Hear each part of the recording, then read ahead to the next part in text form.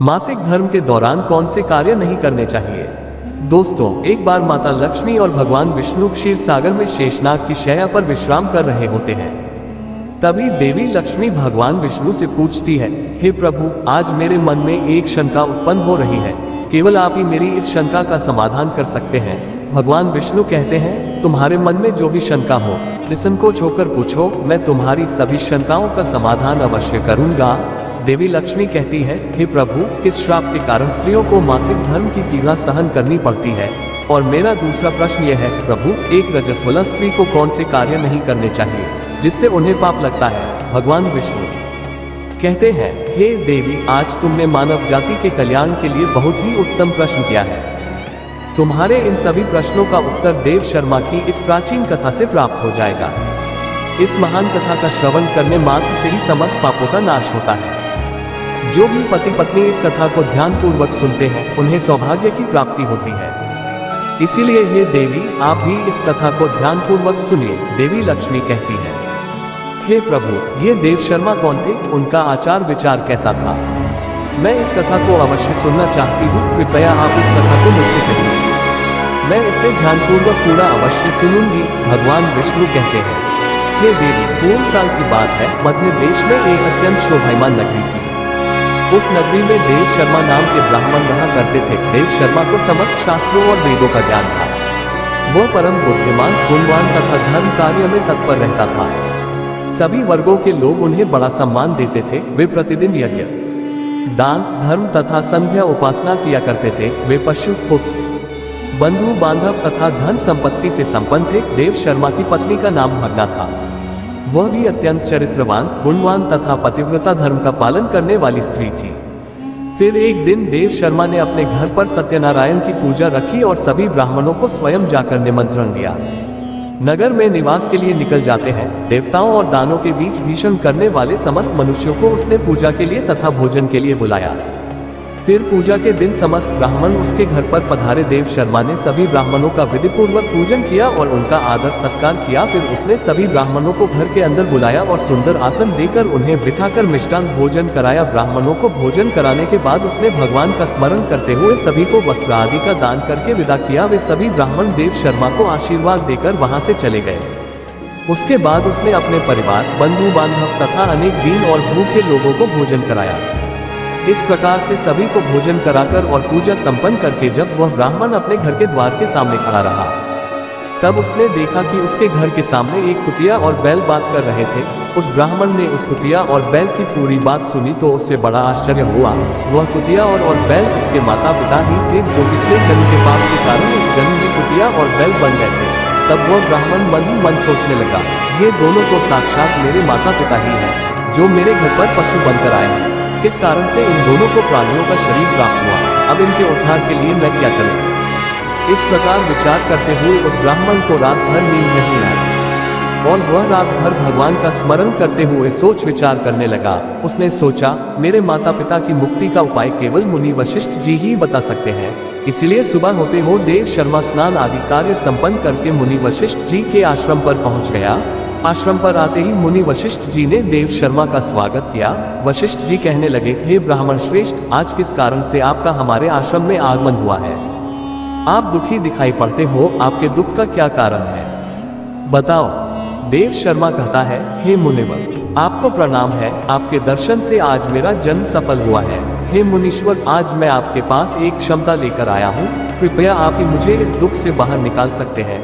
मैं अत्यंत दुखी और दुर्बल हो गया हूँ।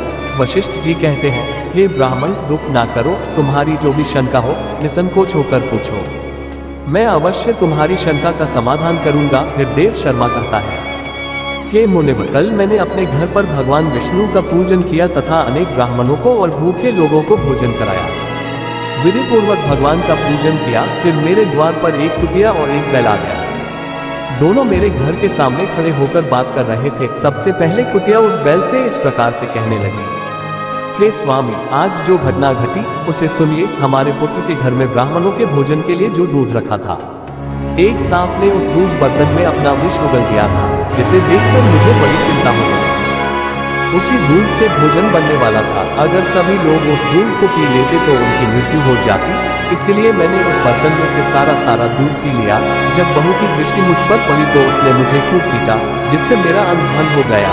यूं बहुत पीड़ा हो रही है, इसी कारण से मैं लड़खड़ाते हुए चल रही हूँ। मुझे ये पीड़ा सहन नहीं हो रही है। कुतिया की बात सुनकर वह बैल बहुत दुखी हुआ और वह खुद का वृतांत सुनाने लगा। हे प्रिय, अब मैं तुम्हें मेरे दुख का कारण सुनाता हूँ। मैं पूर्व जन्म में इस ब्राह्मण का पिता था। आज इस ब्राह्मण ने सभी लोगों को भोजन कराया, किंतु इसने मेरे सामने घास तक नहीं डाली और ना ही मुझे जल पिलाया। इसी कारण से मैं बहुत दुखी हो गया हूँ। फिर देव शर्मा कहने लगा, इस प्रकार से अपने माता पिता को कुतिया और बैल के रूप में ऐसा बोलते हुए देखकर मुझे बड़ा दुख हो रहा है। मुझे रात भर नींद नहीं आ रही है, हर क्षण मुझे चिंता सता रही है। मैंने कभी कोई पाप नहीं किया है, हमेशा धर्म के कार्य किए हैं, फिर भी मेरे माता पिता को ऐसे कष्ट झेलने पड़ रहे हैं। इसी कारण से आज मैं आपके पास आया हूँ। प्रिया, आप अपनी योग शक्ति से पता करके मुझे बताएं, किस कारण से मेरे माता पिता की ऐसी दुर्दशा हुई है और उनकी मुक्ति के लिए मुझे कौन सा कर्म करना चाहिए। फिर गुरु वशिष्ठ ध्यान लगाते हैं और उस ब्राह्मण के माता पिता के पूर्व जन्म के कर्मों को देखते हैं और देव शर्मा से कहने लगते हैं, हे ब्राह्मण, तुम्हारे माता पिता ने पिछले जन्म में घोर पाप किया है, उसी पाप के कारण आज उनकी ऐसी दुर्दशा हुई है। देव शर्मा कहता है, हे गुरुदेव, किस पाप के कारण मेरे माता पिता की ऐसी दुर्दशा हुई है, कृपया विस्तार से बताए, मैं जानना चाहता हूँ। फिर ऋषि वशिष्ठ कहते हैं, हे ब्राह्मण देवता, तुम ध्यान से सुनो। ये बैल जो तुम्हारे पिता है, ये पिछले जन्म में कुंडी नगर के श्रेष्ठ ब्राह्मण रहे हैं।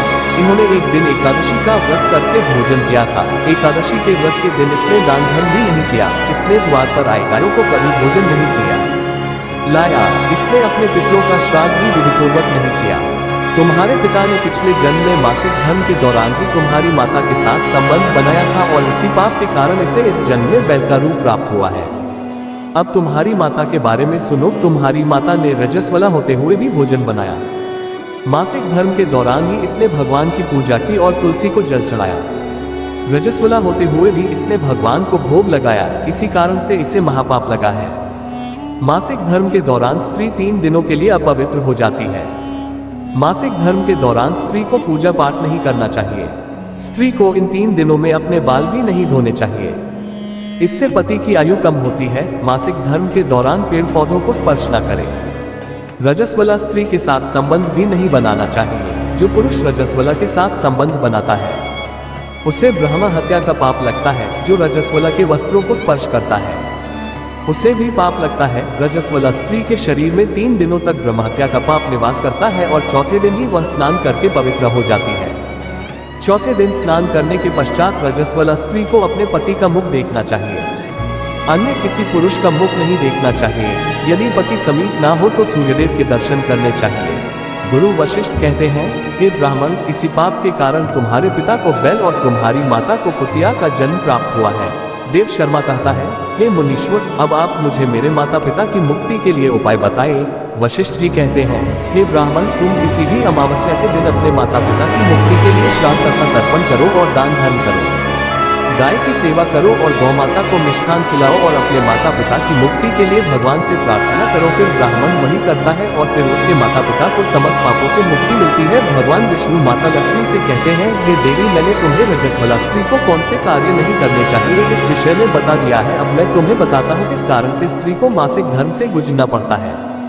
सतयुग में एक काल के नाम से प्रसिद्ध दानव हुआ करते थे। दानव होने के कारण उनका स्वभाव उग्र था और वे हमेशा ही युद्ध करने के लिए तत्पर रहते थे। फिर एक दिन सभी दानवासुर के साथ मिलकर स्वर्ग लोक पर चढ़ाई करने लगे। उन असुरों के पास भयंकर शक्तिशाली अस्त्र थे जिसका देवता सामना न कर सके और भागकर ब्रह्मा के पास चले गए। फिर ब्रह्मदेव ने उन्हें असुरों को परास्त करने का उपाय बताते हुए कहा, हे इंद्र, तुम इसी क्षण महर्षि दधीचि के पास जाओ। वे उनके शरीर की हड्डियों से तुम्हें अस्त्र शस्त्र प्रदान करेंगे। उन्हीं अस्त्रों का प्रयोग करके तुम वृत्रासुर का वध कर सकोगे।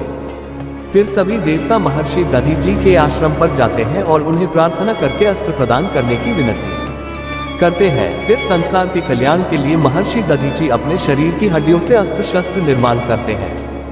उन्हीं में से एक वज्र नाम का अस्त्र होता है जिसे देवराज इंद्र धारण कर लेते हैं। फिर सभी देवतागण वृत्रासुर के साथ युद्ध करने युद्ध होता है। सभी देवता आकाश में दानवों से युद्ध के लिए एकत्रित हो जाते हैं और प्रहार करने लगते हैं।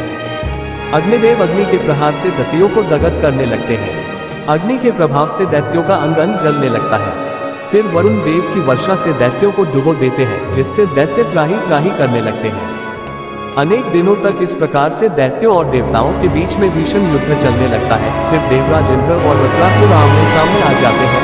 दोनों के बीच भीषण युद्ध होता है और फिर देवराज इंद्र अपने वज्र का प्रहार करके वृत्रासुर को मार डालते हैं। उस दान वृत्रासुर की मृत्यु होते ही उसके शरीर से ब्रह्महत्या बाहर निकलती है और इंद्र का पीछा करने लगती है। फिर वह ब्रह्महत्या इंद्र के शरीर में प्रवेश कर लेती है, जिससे इंद्र को ब्रह्महत्या का पाप लगता है।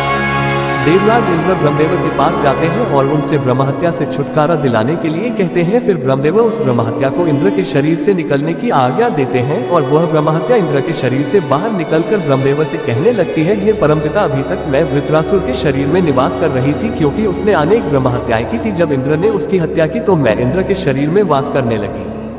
अब आप ही मुझे कोई उचित स्थान दीजिए जहां पर मैं रह सकूं। फिर ब्रह्मदेव कहते हैं, हे ब्रह्महत्या, मैं तुम्हें उचित स्थान देता हूँ। फिर ब्रह्मदेव ने ब्रह्महत्या के 4 भाग किए और कहा, हे ब्रह्महत्या, तुम्हारा 1/4 भाग अग्नि के भीतर रहेगा।